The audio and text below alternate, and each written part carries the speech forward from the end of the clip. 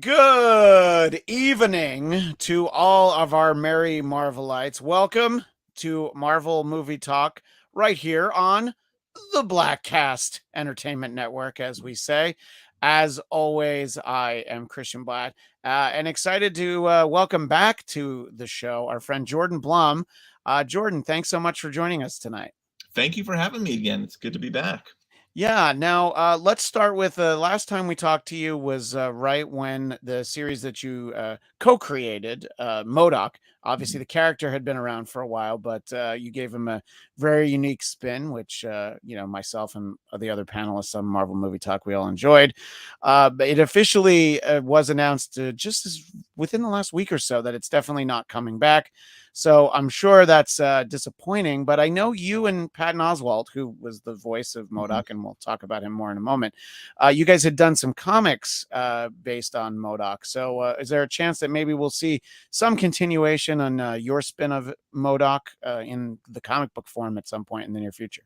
Yes, Modoc, R.I.P. It's funny. We known for a while. Yeah. Obviously there was changes going on at Marvel from the regime that we kind of came out of to the one now. So it was actually it was so many months later that this announcement came out that it was actually like we had time to mourn. Yeah. So it ended up being this like beautiful eulogy for it on Twitter that I was able to enjoy just hearing the nice kind words people had to say about the show without myself the news being fresh. So it was the best way to find out your show is canceled is to find out way early on and then have time. Yeah, because in working in TV long enough, you hear all the worst ways to find out. People that have shows on networks, and you get invited to New York for their upfront, and you find out the morning of the upfront, yeah, you don't have a ticket because your show's been canceled. you know, Yeah. you're not coming back. But Yes, it wasn't one of those, and yeah,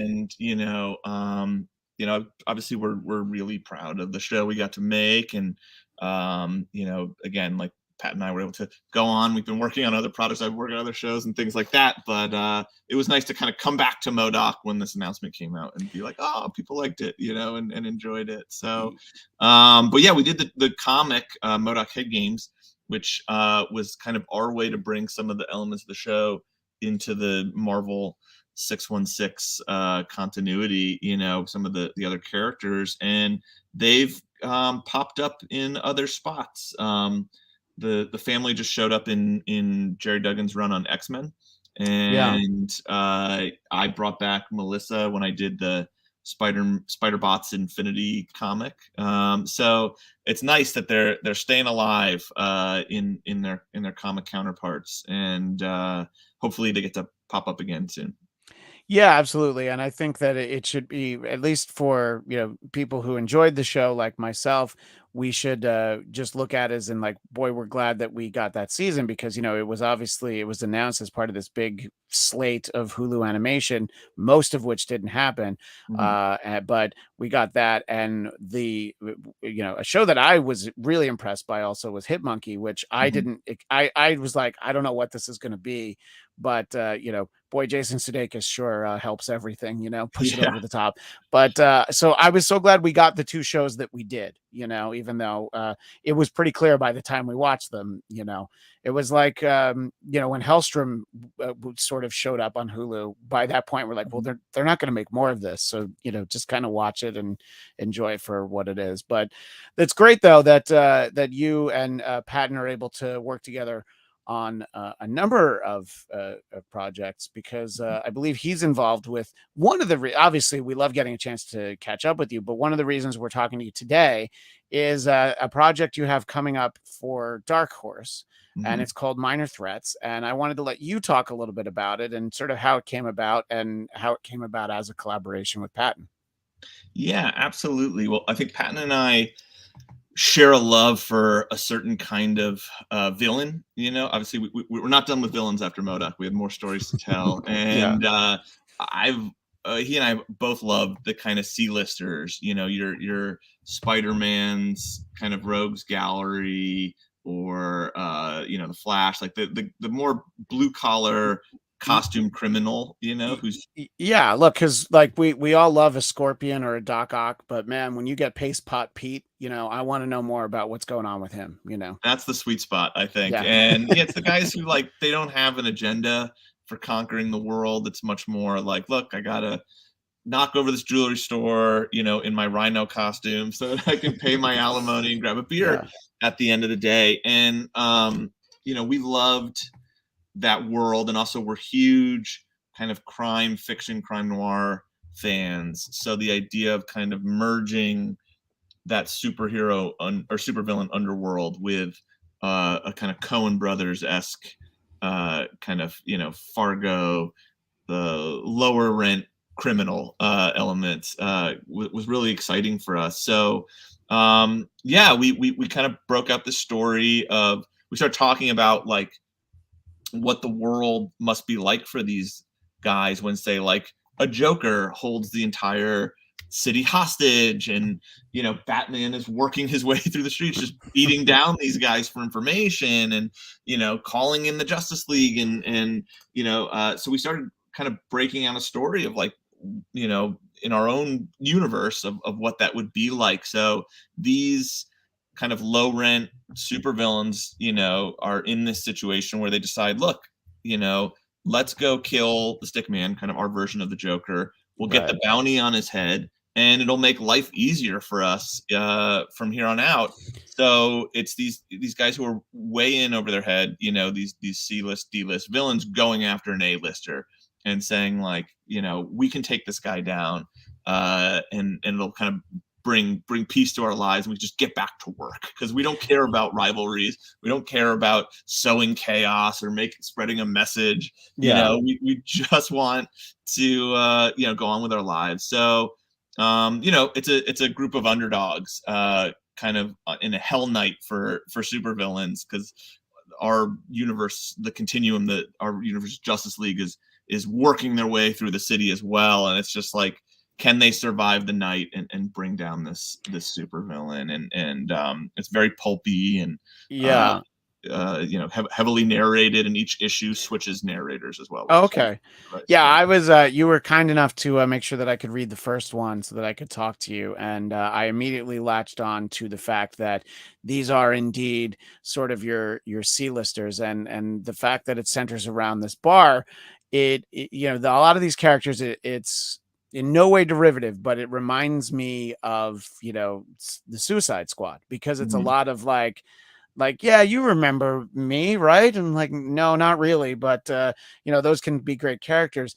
But the setting of the bar and the C-listers, it reminds me of sort of a forgotten, but to me, from when I was a kid, this great era in Captain America where Mark Grunwald had this bar with no name, and Mhm. all of the even D and Z list villains would hang out, and this character named Scourge would go and assassinate many of them to thin the herd.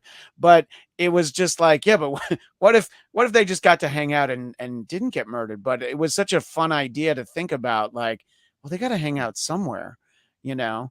And I thought that it was great. And yeah, obviously there are some similarities, but you really did create your own universe. It isn't like, how basically like the Squadron Supreme is a knockoff of the Justice League. You didn't do that. You didn't go like, well, our guy who can fly has a blue cape and a red shirt, as opposed to a blue shirt and a red cape. So talk about creating these characters, and obviously they can feel familiar, but I think it's just by the nature of the fact that they're supervillains. Yeah, well, I think some of them we started with power, some of them, we start with kind of personality. We have a character named Scalpel because we wanted to flesh out this world, this underworld of C-list supervillains. So she's like, a mob doctor kind of for the supervillain community. So when all the heroes are cracking down the city, they're shutting down her clinic. So it kind of gives her a motivation to want to go after this A-list villain who's kind of responsible for all of this. And similarly, we knew we wanted. I've always loved how like the Riddler is clearly jealous of the Joker and Yeah. his relationship. So Brain Tease is very much our send up of the Riddler, but he's kind of a little Howard Hughesy too. He's kind of he's a little too focused in being the best and creating these puzzles that he's kind of let himself go. And I think we wanted to show the toll that this lifestyle takes on these characters, where our main character, Frankie, whose code name is Playtime, it's cost her daughter. She's been in and out of super villain prisons for years, and everyone's kind of lost something due to this life. And the idea of getting this bounty on this bigger supervillain is kind of a way out for a lot of them, or a way to kind of fix their problems. But the big thing is Scott Hepburn, who we haven't talked about, our artist. Yeah. When we were developing it, he had these ideas where he's like, well, what does a city look like that's had 60 years of continuity, of superheroes fighting each other and stuff. And it became, really, as we started developing the story, a story of them making their way through the city. We even have in the second issue and third, there's a map of the city that keeps getting fleshed out as the comic progresses, that shows our way through it. And we wanted to really make the city a character. So, even in this first issue, you see, like, in the bad neighborhood, there's just a kaiju that got killed by one of the superheroes, and it's just turned into bones, and people just built housing around it because the heroes didn't care enough to remove it. And like the idea that the city has weathered all of these years of superhero stories, but we're not focusing on those. They're just background, they're just a part of the world, was really exciting to kind of create that, so that, a few blocks that way, is 5 blocks stuck in a time bubble because of a fight that happened 20 years ago. So just don't go down that street. We Right. really wanted it to feel, I think Grant Morrison was a big influence of ours, where, you throw the crazy superhero stuff at the characters in the world, but it's just played straight. No one even blinks at it. It's just, this is the world they live in. So that was exciting for us. Right, and sort of thinking about, the notion, as I read through the first issue, this idea of the repercussions, and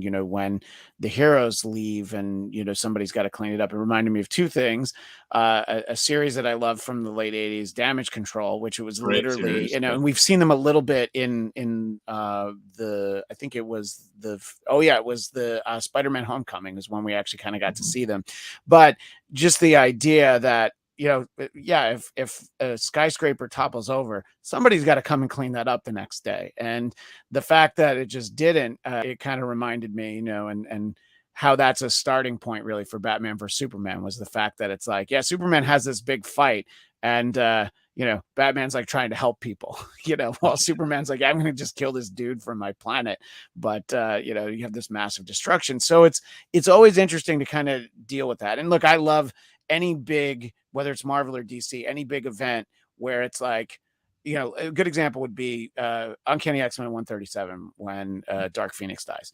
There are characters who are not really part of the story, but it's such a big thing that happens. It's like, Spider-Man looks up, Silver Surfer's like, hey, what's that? And it's like, they're not in the story, but it's like, I love the idea when things are all interconnected. So Yeah, it makes it I feel like an event for yeah, sure. Like and a so real I world. kind of look forward to, and which, as I only read one issue, I didn't realize we're going to get different perspectives from each of the characters. Now, is this a limited series? Is it open ended? Is it a set number Mhm. for this story, or what's the plan for it? This story is 4 issues. They're going to be kind of exercised. They're 28 pages instead of Mm. 20, 22. Yep. So you're kind of technically getting 5 issues of Right. story. And then we have a lot more kind of planned out, at least in our heads. So we'll see how it does, and hopefully we get to do more in this universe. But for us, our thought was every series should be almost a different genre of crime fiction. So Right. this, I think, to me, feels like it's a little capery. It's a little like we've got to survive the next 24 hours, the warriors kind of make it across the city story. And the next arc we have planned out is much more like The Godfather Part 2. So we Wow. really wanted to play up the crime genre stuff, because I feel like, for as many superhero comics and movies and media, no one's really leaned into that yet, and it felt very like a fresh area for us to explore the inner workings of the supervillain underworld. Right. Yeah. No, I think that it is good. And I kind of like what you said earlier, this idea that, this isn't the idea of, I mean, yes, the main character, Frankie, is, trying to sort of, stay on the straight and narrow for the sake of her daughter. But this isn't just, sorry, this isn't Suicide Squad where it's like you have to do good things or your head's going to blow up. But it's also not like, hey, we're getting a chance to, go straight and we're going to try and do that. I like that it is a much more real world approach of like, we're probably going to get killed if we don't find this guy and kill him first, Mhm. So, but yeah, Just to clarify, though, heads will explode in this oh, comic. good. No, no. Good. I mean, I honestly, if you said that no heads will explode, I'm like, I probably won't read the rest. But and look, anytime you can Mhm. compare it to the Warriors, if there's anything that approximates the baseball Furies, I'll I'll have to frame it. How did you get to work with? You mentioned the artist Scott Hepburn. Was he somebody that you'd worked with before, or was this the first time collaborating with him? Yeah, so Scott was our artist on MODOK Head Games, and he just knocked it out of the park. And he's so cinematic, and he's so good at not just the big action, but the close-ups and the acting Yeah. of the characters he draws. So we just wanted to keep working with him after that, and a few other pitches and stuff I was developing with him, but this one kind of just rose to the top. And his character designs are unbelievable. Like everything he sends us, it's nuts because there's so much almost background world building. In the second issue, they go to this nightclub for supervillains, and he had to create all the kind of more upper crust mobstery villains of this universe that are very Dick Right. Tracy-esque. And like it's so amazing to see what he comes up with. And again, like he'll add things in that we're like, oh, let's run with that, let's add that to the story. It was just an amazing collaboration. And speaking of Modoc Head Games, our friend in the chat, Daniel Drew, that was a fun comic. He got the volume, so I assume that means he got the collection, Oh, as opposed nice, to the thank you. individual issues, and still available at fine comic book stores and online as well. Yeah, if you're in the So LA area, I'll sign one for you. If you're around Golden Apple, I'm there every Wednesday. Get a comic. so there you go. Buy buy it at Golden Apple and show up on Wednesday. So speaking of buying comics at your local comic shop, now this will be out later in the summer, correct? Minor Threats. Yeah, August 24th it comes out. Orders for it need to go in before August 1st. So let Okay, your yeah, local that's comic store know. Yeah. That's the FOC, as they always let us know to get it in by. Yes. And I think it's obviously to your average readers, it's not a big deal, but it's always nice to hear about when people can collaborate. This is a creator-owned project, so Mhm. obviously Dark Horse is publishing it. But if this were to be turned into another medium, movies, TVs, series of TikTok videos, wherever the market goes over the next year or so, you guys will be more involved than getting a screen at the end. Special thanks to like Luke Cage, where it'll just be like, "Yep, thanks for creating it and giving us the ideas." But Yeah. so, Yes. but so Uh, this is your vision, yours, Patton, Scott, and everybody involved in the project, correct? yes, so we own it because it's creator owned, but Dark Horse has been fantastic. They got some amazing artists to do some variants. Our first variant cover is by Mike Mignola of Oh my Hellboy gosh. fame, Yeah. doing our villain, the Stickman. And then there's a whole bunch they haven't announced yet that we're just kind of like, hey, make a list of your favorite artists. Oh, by the way, we got them all. So it's been wonderful working with them. And Daniel Chavon, our editor, has been fantastic. So it's a really great experience so far, and everyone is just so excited for it to come out, and the push for it's been amazing. Yeah, no, and that's great too that when you get to see somebody like Mike Mignola, take a swing at one of your characters, it's Unreal. It's there's crazy. it's the toughest thing about variants is like it's like I might buy two, but I have to draw the line somewhere. And it's like, why does Alex Ross have to do a variant on pretty much everything? You know, Yes. because it's like I kind of always want his. But this is great. And by the way, Daniel is giving us specific plans. The closest I'll be to LA anytime soon is SDCC next month. But you know, I'll if be there. Tweet at me if you got a yeah, Modoc. I'll sign it for you. perfect. And yeah, so we're oh yeah, I mean, good to see it. And hey, look, if Ghost 8386 wants to say sup, you have that avatar, I will say sup right back. Sup, It's Ghost Rider. yeah, when you have Ghost Rider. So yeah, so this is great. And so this will be out I assume monthly for starting in August. Is that Yes. what we should expect? Okay, great. If we make our Yeah. deadlines. Yep. Yeah, there's a couple series I can think about that I'm still not sure how they ended. But I just when I was just in New York a couple weeks ago, and I went in and they had the at Forbidden Planet in New York, they had the final issue of this Ninja Turtles Last Ronin. I'm like, I forgot that I never finished that because it like hasn't come out in a year, you know, and Yeah. it's frustrating, and it's probably I feel like it's not great for the books for the publishers if it No, takes it's that long because you just yeah. forget, you know, it's Yeah, you want to be fresh in the reader's mind. Do you remember in the early aughts, there was like all these Kevin Smith that that's comics that actually never got exactly what I was finished? thinking about was the Kevin Smith Daredevil. And I think Yeah. there's one that he didn't finish, Yeah. you The know. Bullseye one, I don't think ever was Yeah. finished. And there's a Black Cat one that went on forever, I think. Yeah. Yeah, I know exactly. It's just just imagine if he made a movie and he's like, yeah, we don't have a third reel, but you want to Yeah. see what I did do. You'll get It's it like, eventually. Don't worry about it. yeah, It'll you're end. right, exactly.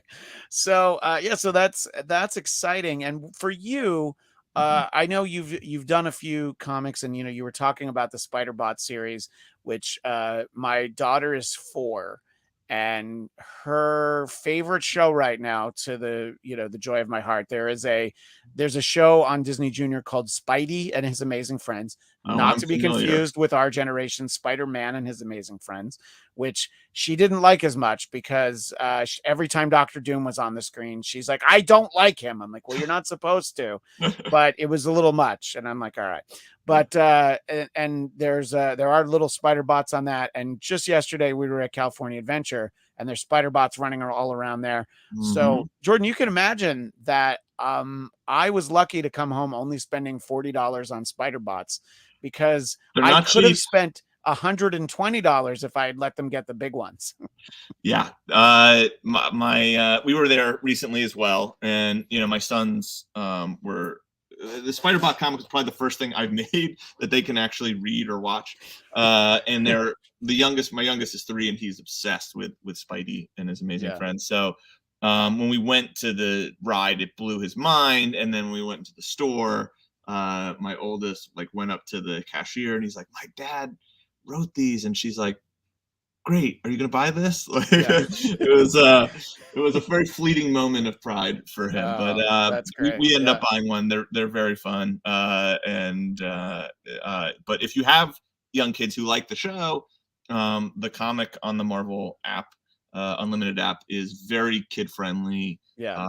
And it I tried to expose kids to all my favorite things in the Marvel universe. So the Thing shows up, the New Warriors, Howard the Duck, all that kind of stuff, guest stars. So Yeah, um, no, it's great, and because of Spidey and His Amazing Friends, my wife's number one. My wife, you know, has been dragged to Marvel movies since we met. But my daughter's favorite is definitely Ghost Spider because you can't go wrong with that costume. I it's get it, great. you It's one know, of the best like designs ever. Yep.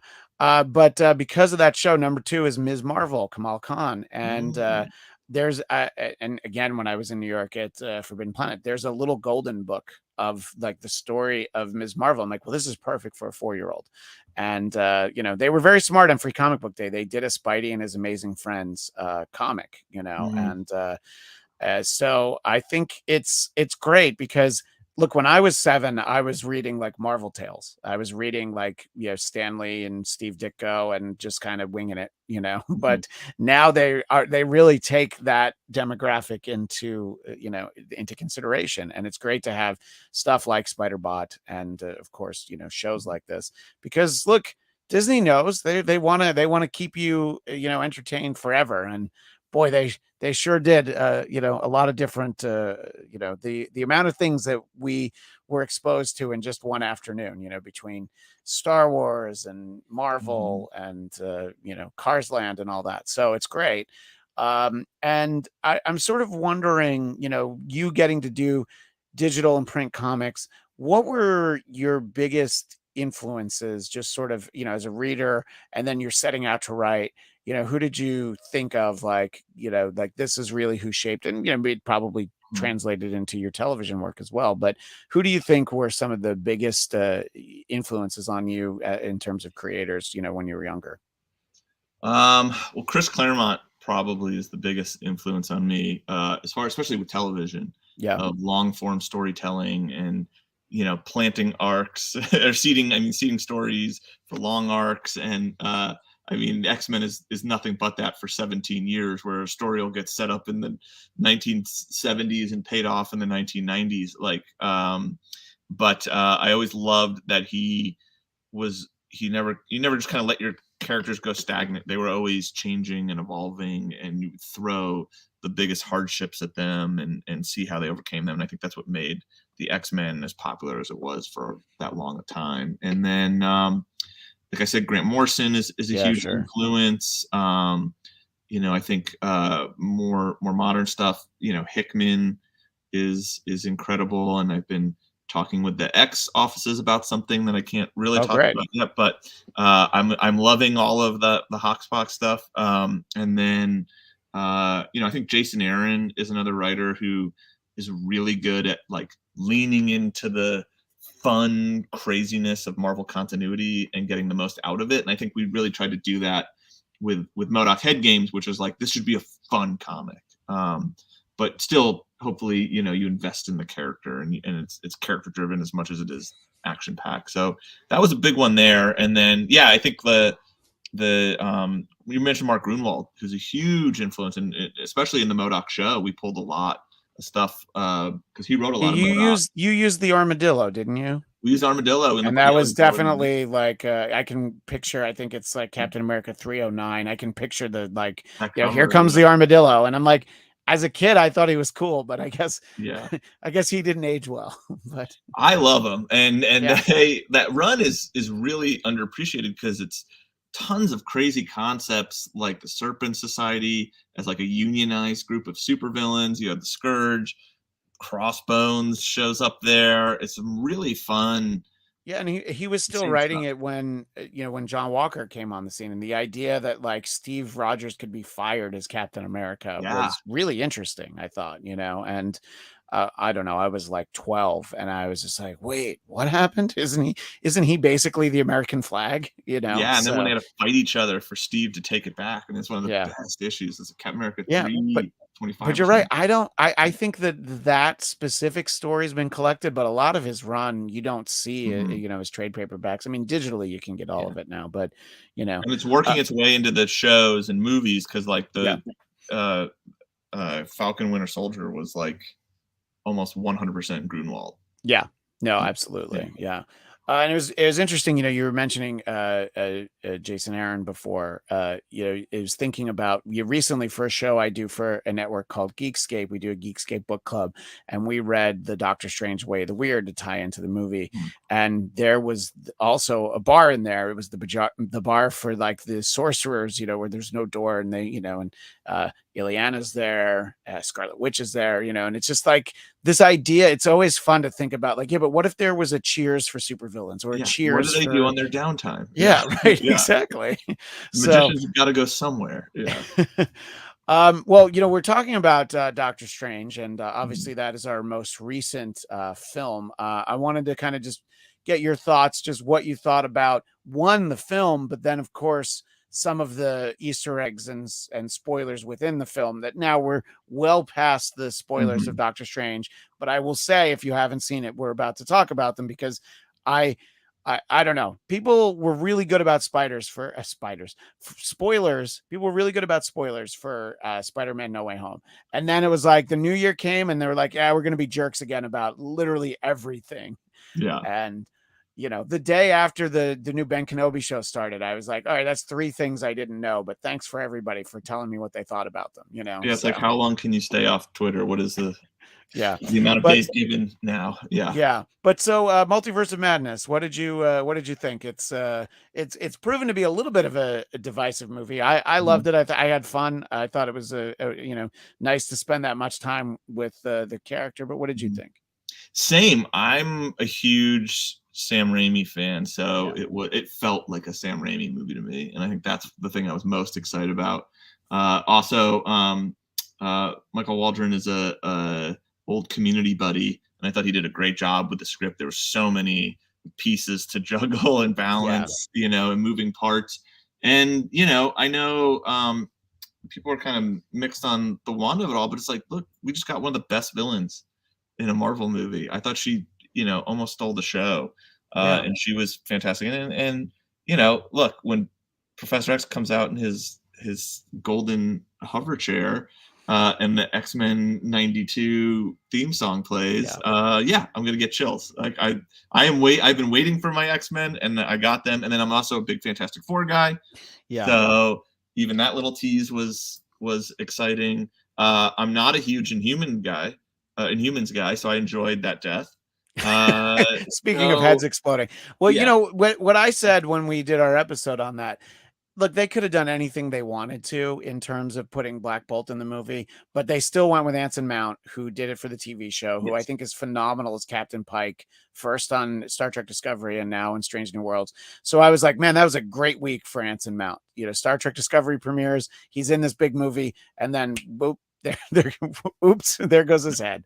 oh look, Black Bolt. Oh no, he's dead. Yeah, Yeah, it was very very short lived, but it was fun to see all those characters. And yeah, I love that Hickman run, that leads to Secret Wars. That plays with the Illuminati and all that, and the incursions and all that stuff was right out of that comic. So yeah, that was really exciting. And I thought, like, there was a lot of, like I said, a lot of moving pieces. So I think like some characters like American Chavez, I wanted more of, yeah, but obviously they were kind of setting her up for, which I assume is Young Avengers, and we'll get more of her. So I was just excited for her to appear in the MCU. And I would have loved to have like gone to more realities, but at the end of the day, I thought like the horror moments really worked. They really felt like Sam Raimi. Like a lot of it reminded me more of like Army of Darkness than any other film. Was kind of the yeah. vibe I was getting from it. I felt like the deaths you referenced Black Bolt, that was like the most Sam Raimi he's been allowed to be, especially in a superhero movie, but Yeah, it's the most Sam Raimi he's been in a while. And the one Strange that gets impaled on the wrought iron fence, you're like, well, that was unnecessary, but it was pretty cool to see, yeah. and it was like it's funny because I was lucky enough to go to a press screening, and I just no spoilers, just posted how much I liked it. And a Mhm. friend of mine from high school was like, oh yeah, I can't wait to take my 11-year-old. I'm like, all right, I'm just got to tell you that this is not what you think it is. You should really be. And she's like, I don't know, he watches a lot of horror movies with me. I'm like, all right. She hasn't unfriended me, so it Yeah. must have gone okay. But I was like, man, that movie is such a hard. I actually told my wife, I'm like, you're gonna have to skip this one. I think you'll be too uncomfortable in the movie theater. So, Yeah. but I thought it was great. And when you can see stuff like that, I also went to a regular screening with people who hadn't had it spoiled, and both times everybody loses their shit at the same time. So you're talking about, getting to see Reed Richards finally, and getting Yeah. that X-Men '92 theme, just to hear that. It's like it almost didn't matter what happened the rest of the movie once you got that, But I thought it was great. And to your point, I had no idea going into it that Wanda was going to be the big bad of the movie. I figured she was going to be a little bit misguided, but she was going Mhm. to help Strange against somebody. And I was like, nope, it's her, And look, I mean, there have been a few times that we've seen that. Obviously, House of M, during the John Byrne run of Mhm. Avengers West Coast. So, I mean, the Yeah. idea of Wanda as a villain, I'm like, yeah, let's really see what she can do, So I love that. I really, and it seemed like it was probably fun for Elizabeth Olsen to get to play her that way, you know? Yeah, to go that dark, Yeah, and I thought that the ending with the kids was very clever, and I yeah, love the resurrected zombie strange body.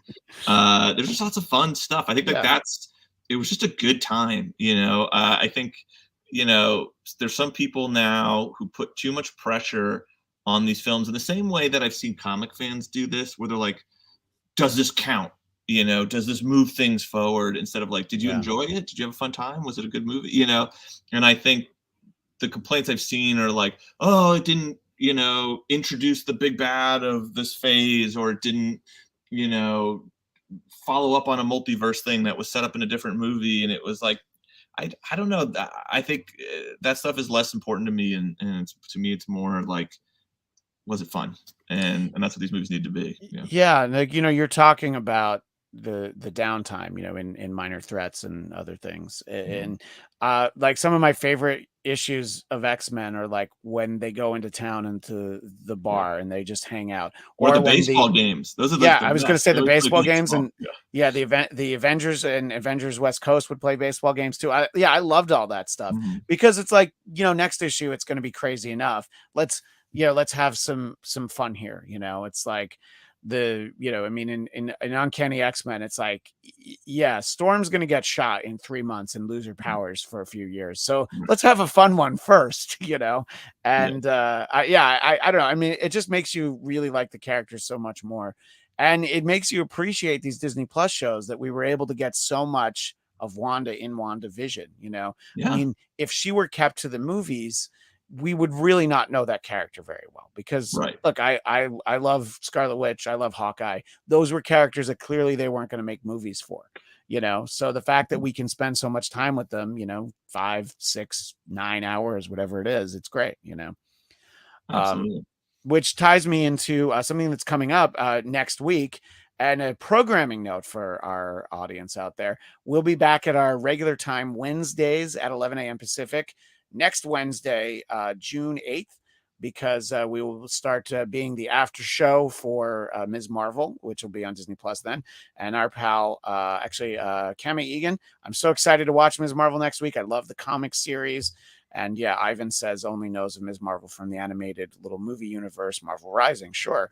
And you know, the Ms. Marvel that I know the most is Carol Danvers, but then there was also the Mhm. female thing Ms. Marvel that Yeah. she was a human, She had it rough. and then she She had it rough. became Yeah. yeah. Sharon So like something. around Ventura. Fantastic Four Yeah. 300, Yeah. yeah, it was like, well, how can we give a Ben Grimm who's stuck in rock form a girlfriend? I know. Let's make somebody a thing character. She Uh, thing. They made yeah, her, right. right? Exactly. I don't even, yeah. I'm trying to think. I'm like, I don't even know what that character, I think she was just still Ms. Marvel. Yeah. But but I know enough about this character that one, I think it's going to be a great story. It'll be great. I think it's not going to be right for my 4-year-old, but whenever is the right time. This is probably going to be the first thing I show her because she already Mhm. likes the character. And you know, look, from an inclusivity standpoint, we're getting a Pakistani superhero. We're getting a younger superhero, a high school character. Mhm. And you know, I love the fact that one, they're doing this as a series, but I also, we talked a few weeks ago that in Pakistan, because they don't have Disney Plus, they're actually going to release it theatrically as I think That's it's six so parts. cool. So they're going to Yeah. do three. Yeah, they're going to do like 3 movies, and people are still going to be able to see it. So I don't know. I think it's great that we're going to get this. What are your thoughts about this upcoming? You know, this is our next big project that we're going to get from Marvel Studios, the Ms. Marvel series. You know, getting to see her every week for a few weeks. Probably the one I'm most excited for. I was in from issue 1. That first run, especially rivals like Stanley, early Spider-Man, like as far as creating a character and a world that feels so real and relatable and grounded. Like she is the modern day Peter Parker.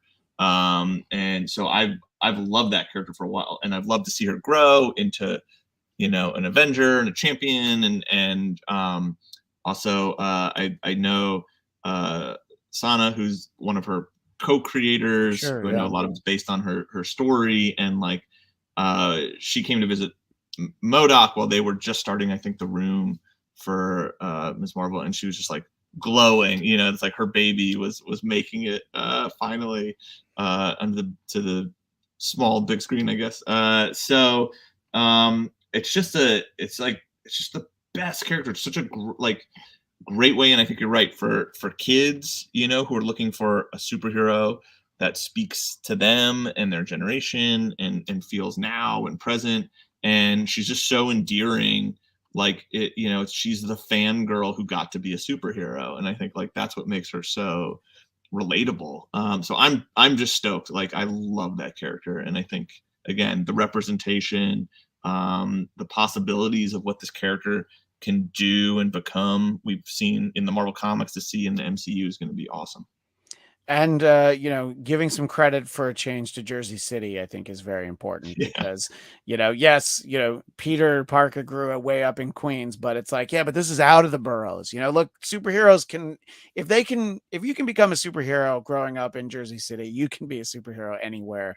And yeah, I know I'm very excited for that. And you know, I think that when they listed all the shows that they were going to do, I've been intrigued by all of them. This is the one that I really want to see. Mhm. I think just personal attachment for a long time, coming up a little bit later this year. I'm very excited for She-Hulk because I Yes. think that they're going to approach it the right way. Because if you do She-Hulk and it's 100% serious, I don't know how that works. You know, I mean, No. you can go Savage She-Hulk, but sensational John Byrne She-Hulk who breaks the fourth wall and threatens to rip up our X-Men comics if we don't buy her Mhm. comic. I'm like, yeah, that's the She-Hulk that I want. And I don't know that that literally works in a TV show, but I think they're heading closer in that. I would assume you're excited for that one as well, Jordan. Yeah, I think they're merging the comedy of the Burn stuff with the kind of workplace, Yeah. kind of lawyer dramedy of the Dan Slott run, which is so great. And yeah, I think that character is so perfect for TV, and I think the casting is dead on too. And yeah, really stoked to see what they do with her. And also, like again, I keep thinking ahead, like, all right, when's she joining the Avengers? Like, I Yeah. love She-Hulk on the Avengers, or like, are they gonna are they going to do West Coast Avengers, or you know, and throw her on there? So and I know, you know, some of the writers who worked on She-Hulk are some of like the funniest people in the business, like Zeb Wells, who's writing Spider-Man right now, was a Oh writer yeah. on She-Hulk. And you know, it sounded like that room was fantastic, so I'm expecting it to be hilarious. Which, by the way, I think it's volume 7 or 8 of Amazing Spider-Man. They did another #1 like last month. It's a great point to jump in again Oh yeah. and to have John Romita Jr. Back drawing, because he drew Amazing Spider-Man when I started reading it in the 80s. You know, I was talking about when I was like Mhm. 7, and so the fact that he's doing it again, I'm like, this is, you know, like, what could be better? And you know, the it looks great, the story is great. And you know, years ago, my friend Zach Wilson, who we used to do Marvel movie news on the Popcorn Talk Network, he said that he has the perfect idea for a She-Hulk show. It's basically Ally McBeal, but you put She-Hulk as the lead. And I think that this isn't exactly that, but it doesn't seem too far off. And so I can't wait to ask him when he finally gets to see it. I'm like, is this close enough? You know, so I think that I don't know. I mean, when we were kids and, you know, Marvel projects ended up on the screen, you always, you know, like I often refer to the 1990 Captain America with Matt Oh yeah, with the Sullivan. rubber ears. Yeah, Yeah. and you just feel like, one, the Italian Red money's not Skull. there, but the people don't love the projects, you know, like even more recently, the Ben Affleck Daredevil, man, the whole time you knew he wanted to be Batman, you Yeah. know. And I don't hate that movie. I actually like the first act of that movie a lot. But you know, you know, you don't. I'm not going to lump you together with me. That's I'm in the minority on there. But I thought that you know, they set up a good movie. They just didn't actually deliver on it on the first Yeah, movie. I don't think Ben Affleck got. I think he was a good Batman. I don't think he got his fair shot Yeah, at being also Batman. true. Yeah. But so yeah, I think it's great because it seems like the people involved are excited for the characters, and they've at least read the comics. You know, Yeah. I think that, like I was saying, you know, when we get started, I was able to read Minor Threats to talk to you, and it makes it easier. yeah, if you then adapt a show, it's good if you've read the source material, I think, and I think we're really getting that. And, one of the last things I want to ask you about Mhm. is that we just finished with Moon Knight. And I was curious as to how that would translate to the screen. But I thought Oscar Isaac's plural, I guess, did a phenomenal job. And I don't want to say I was surprised by it because I knew what potential the character was, Mhm. but it was more like I could exhale because I'm like, oh, they really did a great job for that character. What do you think of how the Moon Knight series turned out, Jordan? I liked his performance a Yeah, lot. I thought he was fantastic in it. I don't know if it was my favorite yeah, one, to be honest. I don't know. Like my Moon Knight, I've read, the definitive arcs, I guess, from the comics and stuff. I wouldn't call myself like a big Moon Knight fan overall, but yeah, I think I'll just say I think I prefer some of the other shows to it, but I yeah. his performance is the standout and made it very much worth watching. Yeah, no, absolutely. I definitely, yeah. I mean, I think that if you take that performance out of it, it becomes, less exciting. But yeah, for me, Moon Knight was, a guy who every few years they try and give him a new title. And then it was like, yeah, but what if I didn't expect us to talk about Avengers West Coast so much, Yeah. but here it is again. What if we put him on Avengers West Coast for a couple of years because he can't carry his own book? And I think that getting an actor like Oscar Isaac into the MCU is great. You always wonder, it's like, well, if somebody's already done Star Wars, are they going to find room for him? Mhm. And to be able to make it work. What has been your favorite of all the Disney Plus shows going back to when they started? Including Uh, WandaVision, Falcon and Winter Soldier. Was there one that just really stood out that you were like, oh, this is the one that so far that you've identified with? I think WandaVision is my favorite still in that it smartly embraced being a TV show Yeah, that I think, with playing with the format stuff and early on, and it had a great mystery. And again, it serviced these two underserviced characters, I think from the movies that you wanted more of, you wanted their story. There was a good mystery pulling you through it. Um, we got our 90s white vision, which I didn't think I'd ever see. As someone who loved the Avengers video game, Captain America, oh yeah, that's right. you could play Oh as him. wow, I forgot about that. Which, Yeah, by the way, just to stay on brand today, Jordan, where did White Vision first appear? Avengers West Coast. which is West Coast. I mean, if you think about it, almost all of their content is setting up Avengers West Coast. You got White Vision, you got Hawkeye, Yeah. right? Leader of the West Coast Avengers. You got Moon Knight. And was She Hulk on? No, I can't remember if She Hulk was on West Coast. She-Hulk was on the regular Avengers, the Regular East Avengers. Coast Avengers, if you were. Yeah. The bulk of when I started reading, she was actually on the Fantastic Four because Ben was on Battle World, the Beyonder Right. World. So I love her as part of the Fantastic Four as well, but then she went back to the Avengers. But yeah, she might have ended up, now that you're saying it though, I'm like, she might have ended up there. But look, she's a great fit for that sensibility. I think, Mhm. to get Yeah. Hawkeye and all that on there. Yeah, I thought that was one of those things that I think a lot of people felt that we would see White Vision in Doctor Strange and Multiverse of Madness. Mhm. And after it ended, I was just like, it meant more that her kids were what it was all about. Yeah. And I think it doesn't mean that we're done with White Vision. I think that they've just got a different plan for him. Yeah, I think bringing him back so soon would have, to me, cheapened the ending of WandaVision that I thought emotionally worked so well. Yeah. It was like, oh, they just said goodbye. The last time we Yeah. saw her, now he's back. And like the kids made more sense. They Yeah. were this dangling mystery of if they were real or not, or where are they? What I was bummed is that they weren't the hands of Master Pandemonium, who we did get on Modoc. Right. Yeah. Yeah, that's right.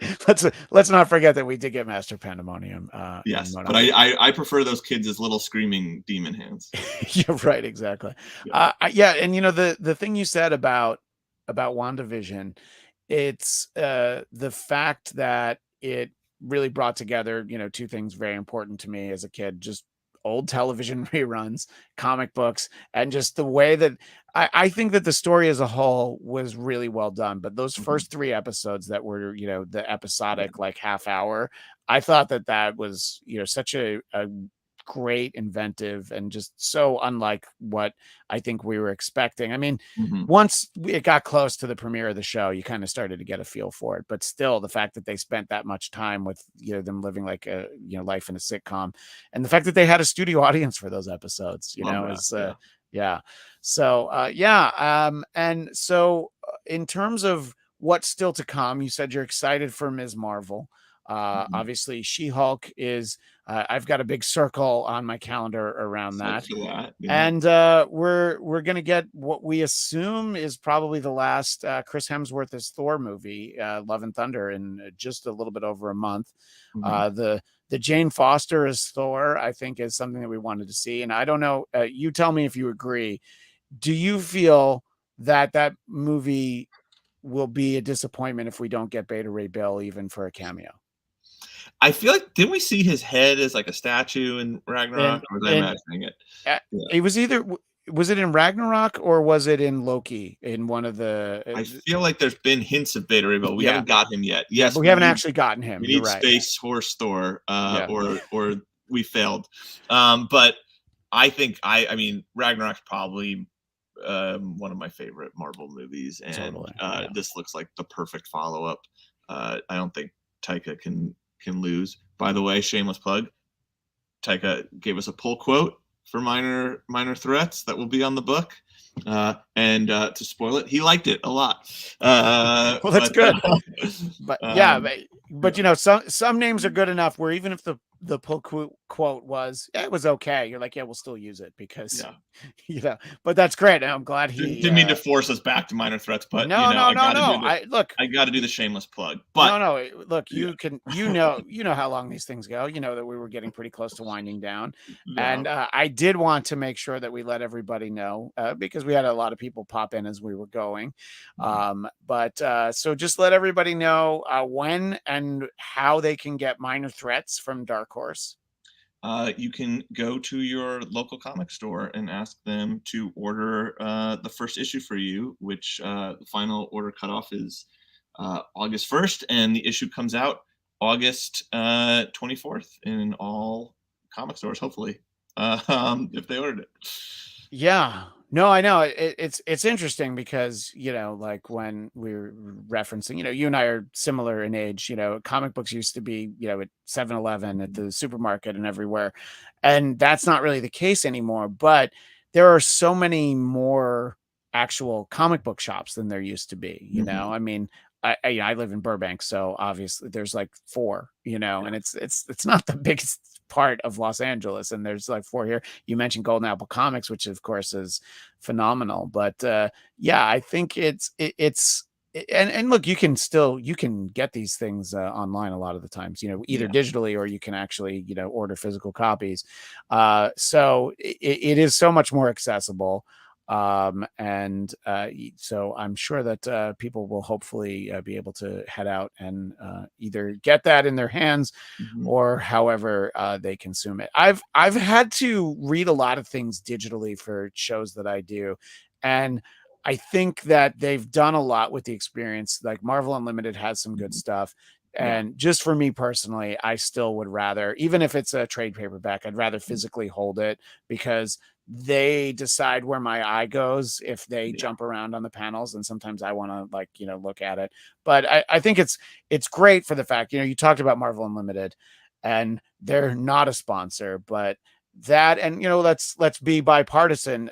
DC Universe Infinite, the fact that they have hundreds of thousands of comics that you can just look at there and like, yeah, you want to read all of them, yeah, go ahead, Yeah, it's just the best keep deal paying. in the world. It's like 7.99 or something like Yeah, that a month, and you have access to almost all of their library. yeah. Like, it's crazy. And then, yeah, Marvel is doing original content, those Infinity comics, which the Spider Bots were, but they're done like web comics. So you scroll vertically.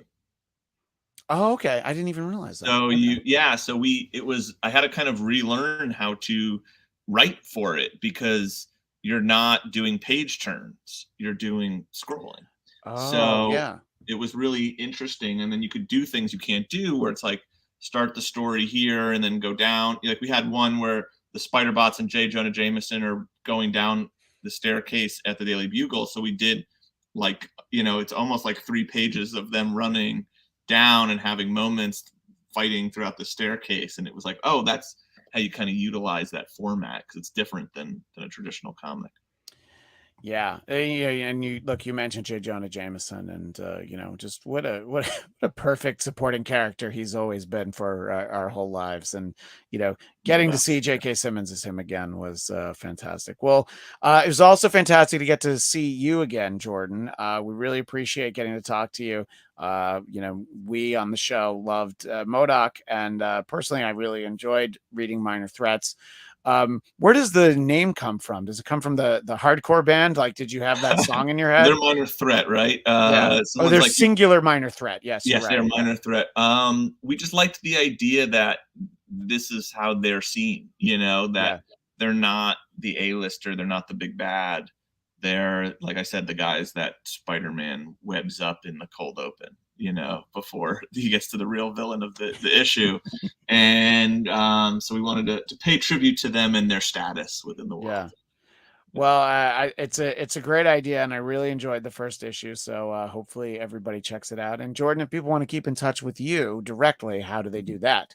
I am on both Twitter and Instagram at Bloom Jordan, and I'll say we're planning something right now, so that Patton, myself, and the artist Scott Hepburn will be in town when the first issue releases, and we're going to try and we're going to do probably a big signing at Golden Apple, but we're also going to try and hit lots of local stores while Scott's in town, and try and sign as many as we can and meet people and talk to them about the book. So if you're in the LA area in August, hopefully we'll be at your store.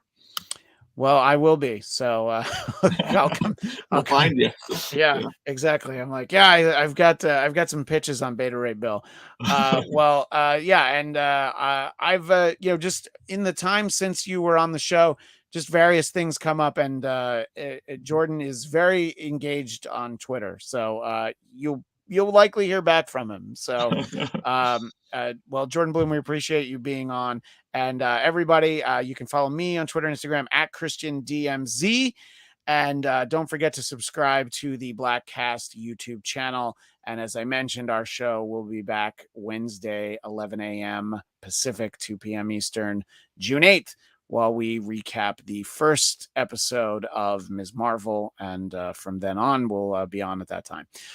Thank you again to Jordan Bloom. Thank you to everybody in the chat. We appreciate you.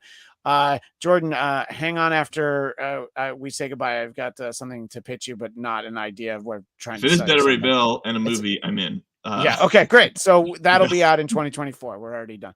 But I want to thank everybody who was in the chat. It's great that some of you stayed up on the East Coast. We always appreciate that. And we will see you next week. And as the great Stan Lee would say, Excelsior.